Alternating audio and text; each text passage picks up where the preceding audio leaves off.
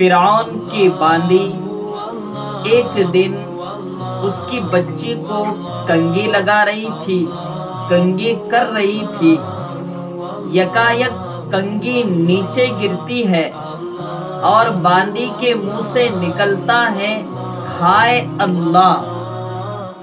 فرعون کی بیٹی جیسے ہی یہ جملہ سنتی ہے چونک جاتی ہے اور یہ کہتی ہے کہ اس نے میرے والد کا، میرے ابا کا نام کیوں نہیں لیا، اس نے اللہ کا نام کیوں لے لیا۔ اسی کشمکش میں وہ اس باندی کی شکایت اپنے والد یعنی فرعون سے جا کر لگاتی ہے اور کہتی ہے کہ آپ کی باندی تو اللہ کا نام لے رہی ہے۔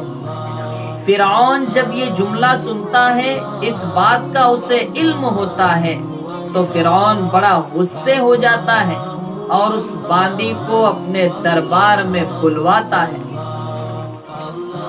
دربار میں حاضری کے بعد اس سے کہتا ہے کہ تیرا ایمان مجھ پر ہے یا کسی اور پر ہے؟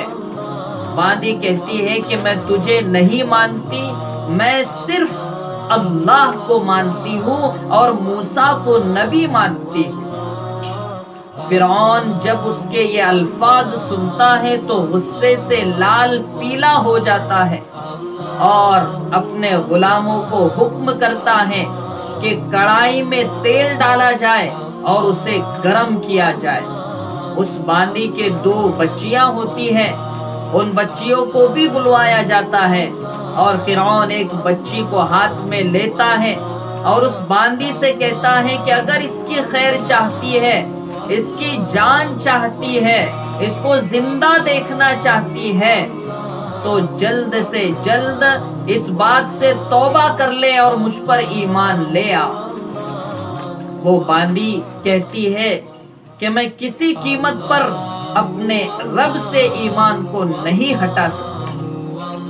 دوستو ذرا تصور کرے، اور خاص کر کے جو میری مائیں بہنیں دیکھ رہی ہے جن کی اولاد ہے، وہ اس بات کو ضرور محسوس کرے گی کہ ایک ماں کے لیے وہ لمحہ بڑا دکھ درد والا ہوتا ہے، کلیجہ چیرنے والا ہوتا ہے جب اس کی نظروں کے سامنے اس کی اولاد کی جان نکل رہی ہوتی ہے، اس کی اولاد کو تکلیف ہو رہی ہوتی ہے، اس کی اولاد درد سے کراہ رہی ہوتی ہے۔ اس باندی کے اس جملے کے بعد فرعون نے اس بچی کو جلتی ہوئی ابلتی ہوئی کڑائی میں ڈال دیا۔ چند لمحوں میں وہ بچی کوئلہ بن کر ابل کر اوپر آ گئی۔ ذرا تصور کریں کہ جب اس ماں کی نگاہ اس بچی پر پڑی ہوگی تو کس قدر اس کا دل آہ اور واویلا کر رہا ہوگا۔ لیکن خدا کی ذات پر قربان جاؤ کہ رب نے اس باندی کے ضبط کے بندھن کو ٹوٹنے نہیں دیا، بلکہ اس بچی کی روح جب پرواز کر رہی تھی تو اس وقت روح اپنی ماں سے مخاطب ہو کر کہتی ہے کہ ماں صبر کرنا، ابھی چند لمحوں میں ہماری اور تمہاری جنت میں ملاقات ہونی ہے۔ اس کے بعد دوسری بچی کو بھی لیتا ہے، اسی طرح کہتا ہے۔ وہ ماں صبر کا پہاڑ بن کر دیکھ رہی ہوتی ہے، اس بچی کو بھی ڈال دیتا ہے، وہ بھی کوئلے کی طرح چند لمحوں میں ابل کر پگھل کر اوپر آ جاتی۔ اس کے بعد فرعون کہتا ہے کہ اب اگر نہیں اقرار کرتی ہے اور اللہ اور موسیٰ کا انکار نہیں کرتی تو پھر تجھے اس میں ڈال دوں گا۔ باندی کہتی ہے کہ اب میرے لیے بچائی کیا ہے، جب میری بچیاں چلی گئی ہے تو میں اپنی جان کو بچا کر کیا کروں گی، تجھے جو کرنا ہے کر لے، لیکن میں اللہ اور موسیٰ پر سے ایمان نہیں ہٹاؤں گا۔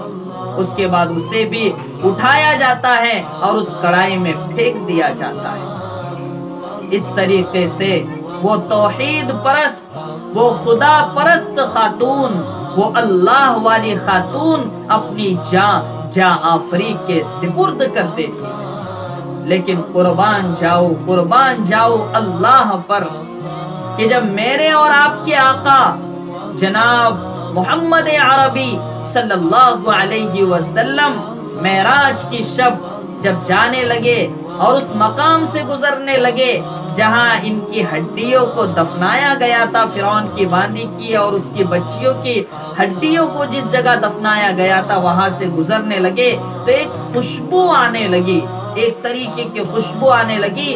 تو نبی کریم صلی اللہ علیہ وسلم نے جبرائیل امین سے پوچھا کہ کس چیز کی خوشبو ہے؟ تو جبرائیل امین نے فرمایا کہ اللہ کے رسول، فرعون کے زمانے میں موسیٰ پر ایمان لانے والی فرعون کی باندی کے ساتھ جو ظلم و ستم فرعون نے کیا تھا اور کرنے کے بعد یہاں دفنایا تھا، اس وقت سے ان کی قبروں سے خوشبو آتی ہے اور آج تک آتی ہے اور برابر آتی رہے۔